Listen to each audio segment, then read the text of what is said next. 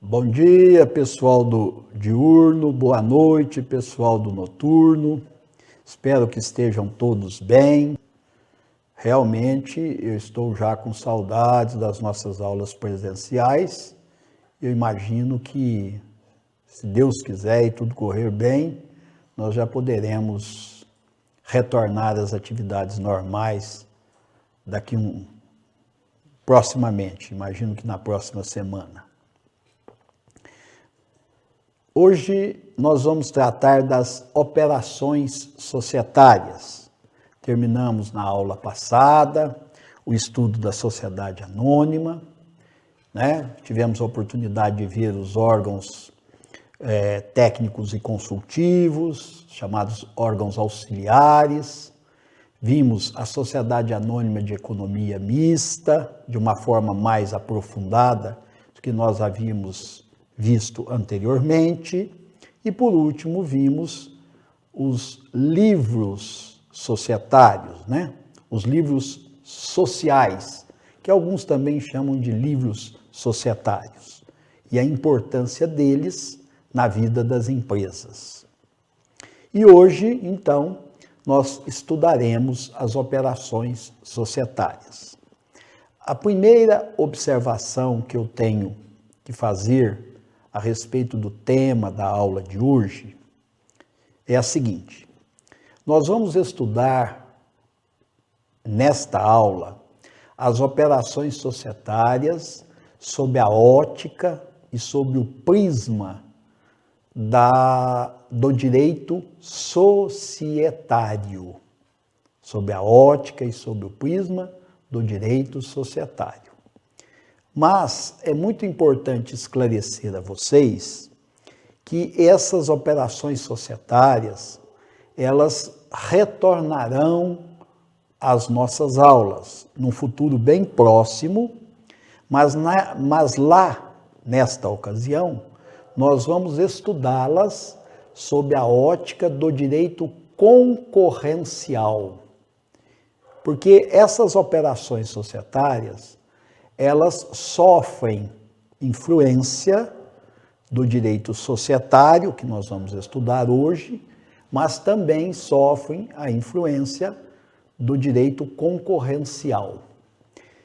Para que vocês possam já encaminhar, não é, a ideia do que nós vamos tratar nesta aula, é bom lembrar que quando nós falamos em operações societárias, nós estamos falando em transformações, que é a primeira forma de operação societária, em incorporações, que é a segunda forma de operação societária, em fusão de empresas, que é a terceira forma de operação societária, e em cisão parcial, que é a quarta forma. Essas operações societárias, elas têm relevância também no direito concorrencial, que nós estudaremos proximamente, porque elas tendem a criar aquilo que nós chamamos de concentração de mercado. O que são concentrações de mercado? São empresas que, pelo seu tamanho, pelo seu gigantismo, elas dominam de forma absoluta ou quase absoluta a área onde atuam, gerando assim aquilo que nós chamamos de concorrência desleal, né? Quando nós formos tratar das operações societárias sob a ótica do direito concorrencial, nós vamos estudar aquelas figuras conhecidas como monopólios, oligopólios, cartéis, né? Que são formas de concentração de mercado que prejudicam sensivelmente o consumidor, na medida em que elas dificultam ou às vezes até impedem que haja a livre concorrência, que é algo extremamente importante para o controle de preços e para a qualidade de produtos. Então é exatamente por essa razão que a gente vai retornar a esse tema numa aula próxima. Mas hoje nos cabe falar das operações societárias sobre a ótica do direito societário. Se nós pudéssemos conceituar as operações societárias, nós diríamos que as operações societárias são mutações, mudanças, alterações no tipo e na estrutura das sociedades. E aí a gente precisa de antemão dizer que a operação societária que mexe no tipo da sociedade é a transformação. Então, a transformação é uma operação societária que modifica o tipo societário de uma determinada empresa. E as operações da incorporação, da fusão e da cisão parcial, elas alteram a estrutura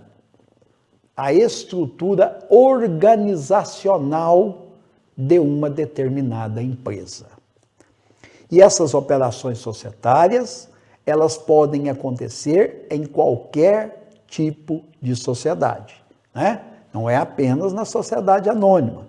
Ela pode acontecer na limitada, na comandita simples, na comandita por ações e na sociedade em nome coletivo. Muito bem. Uma questão que nós precisamos examinar é a questão que envolve a legislação que se aplica a essas operações societárias. É muito importante que vocês entendam isso, até para que possam, na prova, se for o caso, fundamentar adequadamente uma questão que eventualmente venha a ser proposta, né? A primeira questão é a seguinte: quando numa operação societária estiver envolvida uma sociedade anônima, então naquela operação societária, seja de transformação, seja de incorporação, seja de fusão, seja de cisão parcial, estiver envolvida pelo menos uma sociedade anônima, o regramento jurídico a ser observado são os artigos 220 a 234 da Lei 6.404. Então, tem uma sociedade anônima envolvida na operação, o comando legislativo nós encontraremos nos artigos 220 a 234 da Lei da Sociedade Anônima, da Lei 6.404 de 1976. Quando na operação societária não estiver envolvida nenhuma sociedade anônima, né? Não tem naquela operação em questão a figura, a presença de uma sociedade anônima, e sim de outros tipos de sociedades, neste caso, o comando legislativo, o regramento legal, estão contidos no artigo 1113 a 1122 do Código Civil Brasileiro. Então, não tem sociedade anônima envolvida, nós vamos buscar o comando no artigo 1113 a 1122 do Código Civil. Porém, há uma questão importante a ser observada. Tanto as disposições da Lei 6.404 como as disposições do Código Civil, elas são complementares, né? Nós chamamos a isso de harmonização dos textos legais. Então, por exemplo, se nós estivermos realizando uma operação societária envolvendo a sociedade anônima, nós temos que buscar o fundamento na lei da sociedade anônima.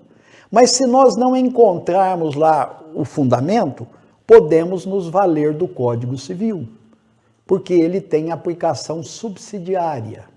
Da mesma forma, se nós estivermos realizando uma operação societária que não está envolvida uma sociedade anônima, também, se nós não encontrarmos o fundamento nos artigos 1113 a 1122 do Código Civil, podemos nos valer das disposições da Lei 6.404, porque essas disposições também são subsidiárias àquilo que está estabelecido no Código Civil. Em síntese, nós podemos nos valer dos dois textos de forma complementar, de forma subsidiária. E eu repito que a isso, na hermenêutica, nós damos o nome de harmonização dos textos legais.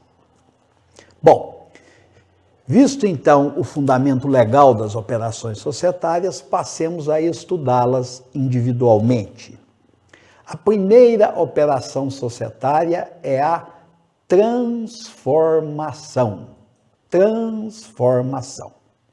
A transformação, como eu disse no início da aula, é a mudança no tipo societário de uma empresa. É quando uma empresa ela tem um determinado tipo societário e ela resolve mudar para outro tipo societário. Tomemos como exemplo, uma empresa ela foi inicialmente constituída como uma sociedade em nome coletivo e num determinado momento da sua história, ela decidiu por se transformar numa sociedade limitada. Perfeitamente possível. Basta que ela faça, então, essa transformação. E é muito importante dizer a vocês que essa transformação, ela não tem nenhuma finalidade de prejudicar direitos de terceiros. Sejam credores, sejam fornecedores, sejam funcionários. E também essa transformação, ela também acontece sem que a empresa tenha que paralisar as suas atividades, de maneira nenhuma. Essa transformação opera-se dentro do ambiente, que eu chamo dentro do ambiente documental da empresa, dentro da questão que envolve os contratos sociais ou o estatuto social da empresa. Então, a transformação é a operação societária onde uma empresa passa de um determinado tipo societário para outro sem nenhuma perda, sem nenhuma descontinuidade dos seus negócios, das suas operações.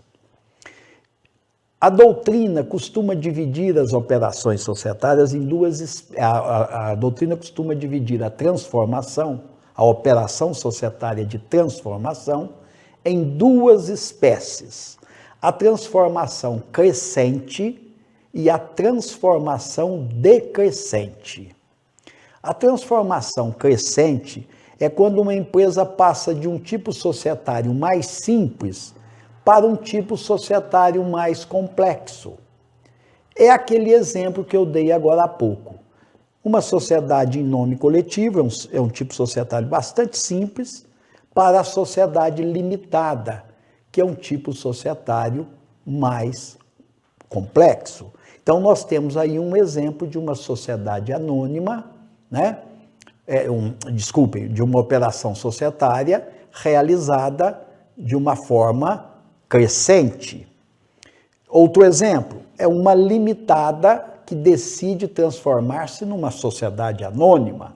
Também é uma operação societária crescente, porque a limitada, frente à sociedade anônima, ela é mais simples. Então, nós estaríamos passando de um tipo societário mais simples para um tipo societário mais complexo. E a operação societária decrescente é quando acontece exatamente o contrário. A empresa passa de um tipo societário mais complexo para um tipo societário mais simples. Exemplo, uma empresa que é uma sociedade anônima, de capital fechado, e que decide, para diminuir custos, né, voltar a ser uma sociedade anônima, transformar-se numa sociedade limitada. Então, ela está passando de um tipo societário mais complexo, a SA, para um tipo societário mais simples, que é a limitada. Nesta hipótese, nós temos um exemplo claro de uma operação societária decrescente. A segunda operação societária que nós temos que estudar e que mexe na estrutura organizacional da empresa é a incorporação, né? É uma operação societária que acontece com muita frequência em nosso meio. É a operação pela qual uma empresa é absorvida, né, por outra empresa. Então, existiam duas empresas, a empresa A absorve, né, incorpora o patrimônio da empresa B, e a empresa B, então, desaparece, né, do ambiente societário, desaparece das operações negociais, do mundo das operações negociais. Nós temos um exemplo que ocorreu alguns anos atrás. O Banco do Brasil, né, incorporou a Nossa Caixa, Nosso Banco, aqui de São Paulo. Então, não temos mais agências da Nossa Caixa, Nosso Banco, porque todas as agências da Nossa Caixa, Nosso Banco, passaram a ser agências hoje do Banco do Brasil, porque o Banco do Brasil incorporou a Nossa Caixa, Nosso Banco. Então, essa é a operação de incorporação. A empresa A incorpora a empresa B e a empresa B desaparece e, consequentemente, a empresa A se torna uma empresa maior, uma empresa certamente com um dinamismo maior, um tamanho, torna-se às vezes até um gigante, como a gente diz, na atividade onde ela opera, né? Essa operação societária, então, de incorporação, é uma operação bastante comum em nosso meio. A terceira operação societária é a fusão. Na fusão, duas ou mais empresas, sociedades, elas se unem para formar uma nova, até então inexistente. Então, nós tínhamos a empresa A e a empresa B. Elas se unem, se fundem, né, e formam uma empresa que até então não existia, né? Recentemente, ocorreu isso, a união da Perdigão e da Sadia. E uma fusão que nós tivemos bastante conhecida no Brasil, se a minha memória não me trair, ela ocorreu em 1999, foi quando a Brahma fundiu-se à Antártica, eram empresas independentes, e formaram naquela oportunidade a Ambev. E depois a Ambev se fundiu com uma empresa estrangeira e agora ela se chama Embev, né? Então, essas fusões ocorrem muito no mundo das cervejarias, no mundo bancário, né? Então, duas empresas se unem e formam uma terceira que até então não existiam, e evidentemente que essa terceira é uma empresa mais poderosa, uma empresa maior, uma empresa mais pujante. E a última operação societária é a operação de cisão parcial. Aí, como o próprio nome sugere, é uma operação onde uma empresa se divide em duas. Então, aí é uma operação ao contrário, né? Ao invés de unir, ela se divide. Por isso que a gente diz que houve uma cisão parcial. A cisão parcial, ela acontece muitas vezes para separar, segregar atividades. Dou um exemplo muito comum. A empresa é uma empresa industrial e também comercial. É uma empresa só que tem atividade de indústria e tem atividade de comércio. Num determinado momento da sua história, os seus administradores, os seus donos, deliberam em dividir essas atividades, né? Então, aquilo que era uma empresa só passa-se então a ser duas empresas. Passamos então a ter a empresa industrial e a empresa comercial. Então, aquilo que era uma dividiu-se em duas empresas. Houve então, neste caso, uma cisão parcial. Por que a gente não diz cisão total?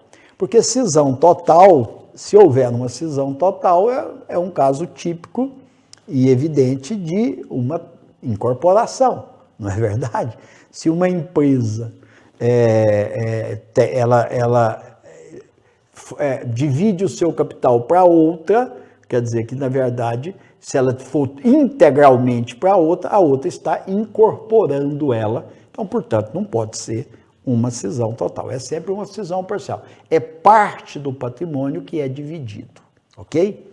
Quando a gente diz parte do patrimônio, a gente quer dizer que a empresa que foi incorporada, a empresa que foi fundida ou a empresa que foi cindida, ela está incorporando, fundindo e cindindo ativo e passivo. Não é só a coisa boa que divide, não. Não é só a coisa boa que se unifica, não.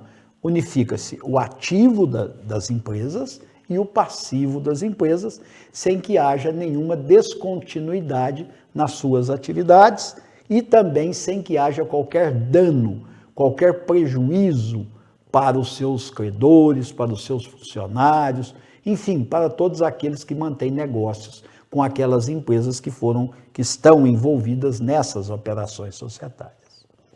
Por último, é muito importante a gente lembrar o que levam as empresas a fazer, né, a se transformar, o que levam as empresas a se incorporar, a se fundir, a se cindir, né? São várias as razões, mas eu gostaria de destacar duas. A primeira, essas operações geralmente são realizadas visando economia tributária, né?